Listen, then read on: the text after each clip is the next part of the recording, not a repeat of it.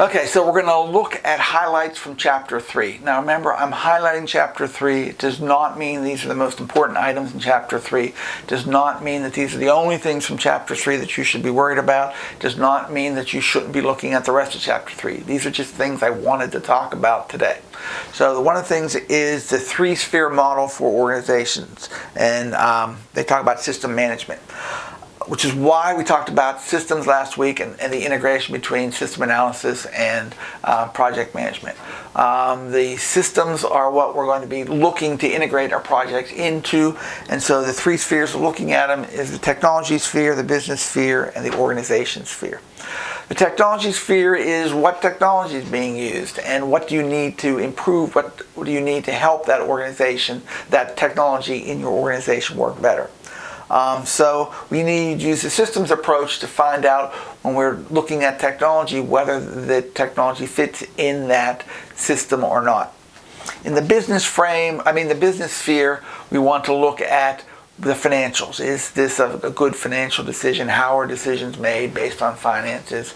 That sort of thing. And finally, we have the organizational impact. If you're looking at a project, is the organization, that project going to help the organization, or is it going to be moving in a different direction? So those are the three spheres of when we're looking at system management for doing our projects. The other area from Chapter 3 are the four frames of the organization. And the four frames are the structural frame, the HR frame, the political frame, and the symbolic frame. Now the structural frame is just how the organization is organized. Normally we think about org charts for that. But really what we're thinking about is how the hierarchy is one of the things to think about. Is it a flat structure for the organization or a very lots of hierarchies in the organization? This structure really gets, usually the smaller the company, the flatter the organization, the bigger the company, the more layers in the organization. That's not always true. There are huge organizations that have a very flat structure and small organizations that tends to have 12 bosses for 12 people. Each one goes up a different hierarchy. So it's not always true, but it's a general rule.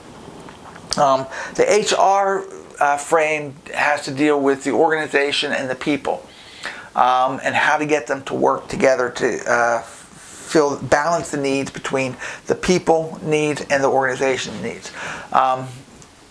It sounds like it's really easy, but it's not. I mean, people have to take holidays. People have different needs and wants. The organization needs and wants don't always match up. And HR's role is to balance between those. So the HR frame. It's not the HR department, it's the frame. When we're looking at the frame, try and balance those needs. The political frame is we have groups in an organization. So you have by departments, senior administrators. You can have, but the groups cut across those organizations. So you could have administrators. You could have salaries and hourly workers. You could have people in sales and people in support. You have all these different groups, and the political frame is how these groups communicate and work together.